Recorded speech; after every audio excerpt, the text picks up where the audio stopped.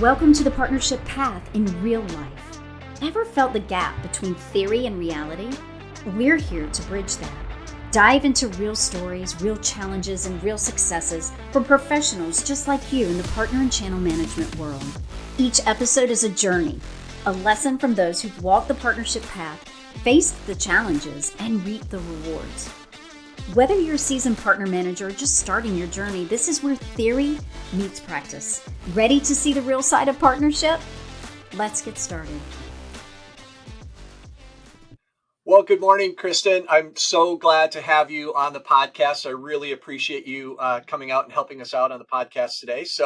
Um, we haven't met, so it's really nice to meet you. And I want to give you a chance to introduce yourself to our listeners. So tell us a little bit about who you are and how long you've been working with partners. Hi, John. Great to meet you too. We've not gotten to meet in person, but I recognize you from your EQ selling videos. So it's nice to finally meet you in person. My name's Kristen Maraghy, and I have been working with partners for about 8.5 years now.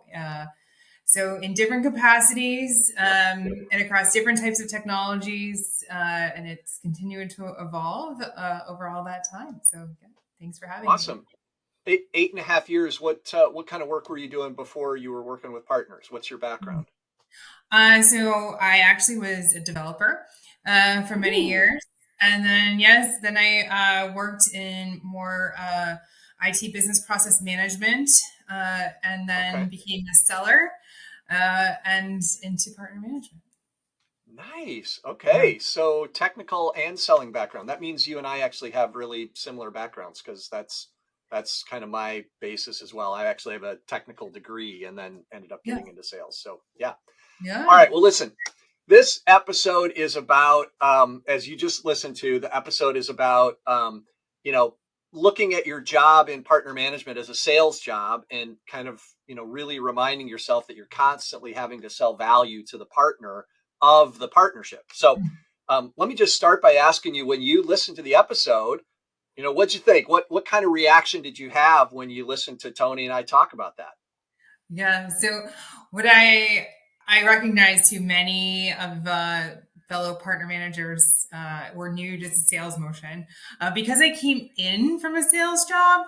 I came in with that mentality.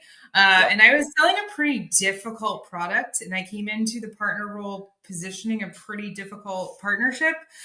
So I came into it with that mentality from the beginning, which was helpful as we've evolved. I'm working at Microsoft, so I began partner journey with Windows apps into Azure, now into our AI stack and all of that good stuff. So it's continued to have to reinvent over and over again and reposition that value in the partnership as technologies evolve.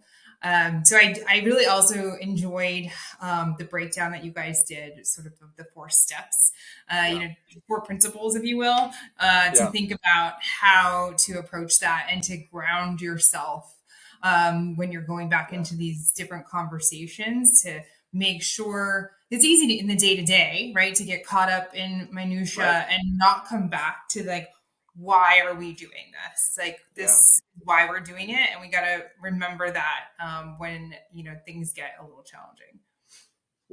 It's a super good point, Kristen. And what is it that you do to remind yourself of that? Like, how do you keep track of it? Because I'm right with you, right? You get so involved in the business, it can be easy to lose sight of that sometimes. Mm-hmm. So, what we've seen that works really good is having a good governance model in place, right? And across various levels, not just at the executive stakeholder, but, all the way down the chain where we're checking in with each other. And that's across both our internal stakeholders and our external stakeholders, to ensure that, we're all still aligned, that we're sharing what's going on, that we're giving feedback. As I mentioned, history and process management, right? So I'm really big about feeding back in to the system of like, what's working, what's not. Let's just be honest and let's evolve it and continue to learn. So that's, been really important that we're having that open dialogue. Another one that's been really important to us is executive sponsors that are part of the business, right? They're not Yeah. in name only. Yeah. They are showing up. Yeah. They're part of it. They're taking the hits when things are rough, right? And they're Right. helping, day to day in things, Yeah. in solving problems, but also they're there to celebrate the wins, and they're Yeah. really feeling that excitement as well. So that's been I've found that to be a really uh, a new one actually that I've learned Yeah. recently. That goes a long way with partners, that they feel valued and that we're aligned and we're Yeah. together, positioning that value. Yeah, it's super, super good. Like I think probably everyone who's listening who's been working with partners for any amount of time has been in a situation where um, two very senior executives at the organizations have a conversation that sort of sounds like it could be a partnership. And then that rolls downhill to the rest of us, right? And we end up in a meeting with kind of, people below that, and everyone's like, why are we here? Yeah. And so having those senior executives who came up with the idea actually involved is super critical, Yeah. and not an easy thing to do, right? Sometimes it's hard to keep them involved. Definitely hard, right? They get pulled in many different directions, and they have a lot of responsibility, perhaps beyond that partnership, right? So finding the right one that it is such an impact to their business Yeah. that that they value staying involved, and Yeah. they believe in the value of the partnership. Yeah. I want to go back to your comment on a governance model as well, because I think this could be really helpful for some of our listeners as well, which is I think sometimes it's easy, or it's maybe it's tempting, or it's sort of a, kind of happens by accident that we put a really good governance model in place. But then that governance model becomes very, very tactical in nature, right? All we talk about is what's broke, or, what didn't work right this time, or who's behind on their number, or whatever. How do you, what's your advice to people about that governance model to make sure that we don't forget to go back to some of that strategic discussion of why we're in the room to begin with? Yeah. So we try to have a cadence, where we just focus on that, like what are we here for, why did we agree to do this, right? And not get stuck in that minutia. Almost like if you think about having, say, a one-to-one with your boss, it's really easy to do, like, here's everything that's going on, and then you got to come back and have a career kind of coaching session every now and then. Yeah. It's a little bit like that, right? We got to take a step back and just Yeah. check in with each other and make sure we're still aligned, with what we're doing, and maybe we do need to make some changes, and that's okay. And let's, and then we'll go back into the minutia. And what we also try to do, is that we kind of do that more like maybe depending on the partnership and where it is in its maturity, a Sure. monthly, quarterly, depending on where we are. And then because we've got great, when we've got a great executive alignment, we also try to mix up the meetings that we have with them. So Yeah. although we may have a period of time on that minutia, then we try to have a special topic that comes back to the foundation of the partnership. And usually a That's partnership great. is fairly complex. Yeah. Right. So, and I guess to go back to the EQ selling, right?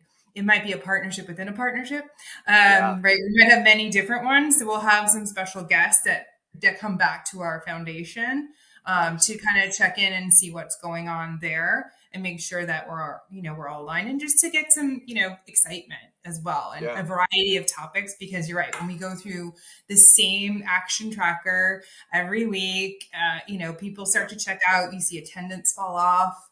Yeah. They're like, what's in it for me? Why am I here? So, Right. we try to also mix up so we don't have that meeting fatigue that we often For see. sure.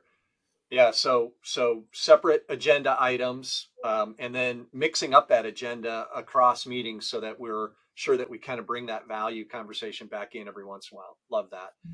Yeah, there's one other thing that you talked about, in some of your previous comments that really struck me, that I wanted to make sure and get your opinion on, which is this concept of when you have a long-term relationship with a partner, and it could be great, but now you've got something new that you want them to do. So AI is a great example of that.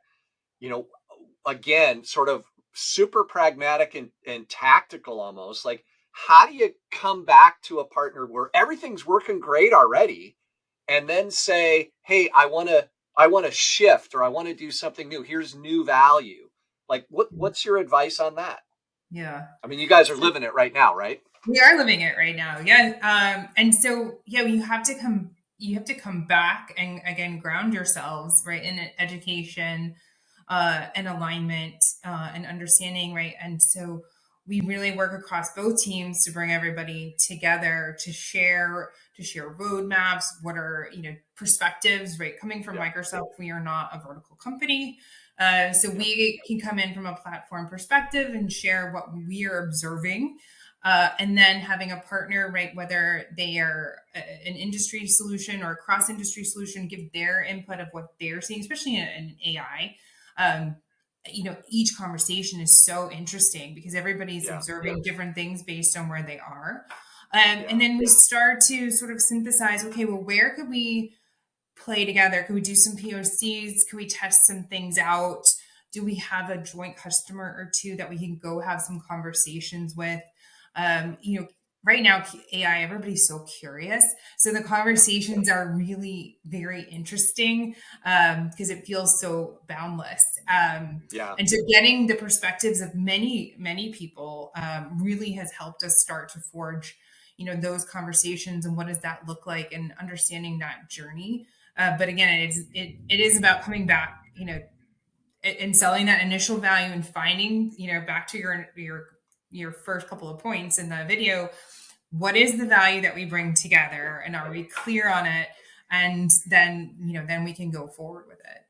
Yeah. It's such a critical element, right? To be able to find that overlap, right? Where, because there's all kinds of things that you guys want to do with AI. There's all kinds of things that they want to do in their business. And to find that overlap sounds really simple, but it's not, right? I mean, it takes that hard work. And then to figure out, is it valuable to both of us? Where we overlap, is that really something we want to chase together? Yeah. Um, And the so yeah, pace that AI is yeah, going, I mean, it changes weekly, daily on, yeah, what you think it's going to be. So yeah, yeah. it's pretty great. That's great. All right. Well, Kristen, look, our goal on these things is to keep them relatively short. We want people to be able to listen to them on a short commute or while they're out for a run or whatever. So, one last thing for you. You've been doing this for 8.5 years. There's a fair percentage of our community that are relatively new to being in partner management. So, what's your advice to somebody coming in brand new on this topic of trying to sell value of the partnership? If they've never done this before, maybe they have a sales background, maybe they don't. What's your couple of pointers for them? Yeah. So I would say listen to the partner and what they're telling you, what they're asking for. Listen a lot more than you talk, Yeah. right? Because they're telling you, and there may be, they may be like, we need money, but then ask the why, like for Yeah. what, right? To get to the root of what they're trying to do, and there's different ways to tackle their different asks. But often you'll hear, right out of the gate, well, we need engineering support, we need money. Yeah. Get to the why so that you can understand what you're trying to solve for. Yeah. And then again, having internal stakeholders, which could be any number of people within your company. It could be your sales team, it could be engineering, right? There's so many different, it could be a marketing team that has a go do. So there's so many different opportunities for you to find internal stakeholders that will help address what the actual ask is of the partner, right? And those will come together when you see how it meets both companies' goals, and then Yeah. you can figure out how you're going to support the partner from there. Awesome. Yeah. I got to tell you, Kristen, that the continue to seek the why is such an important thing. I think we're going to do a whole separate episode on that. So I appreciate you Great. bringing that up. That's awesome. Well, thank you so much for joining us today, Kristen. I really appreciate your time and I appreciate your perspective. And who knows, maybe we can have you back on another episode sometime in the future. Great. Thanks so much for having me, John. Thanks, Kristen. Thank you for joining us on the partnership path in real life today. Remember, the real world tests theories and creates leaders. Don't stop here. Subscribe, learn, and grow with us. Let's make every experience count. Until our next real life story.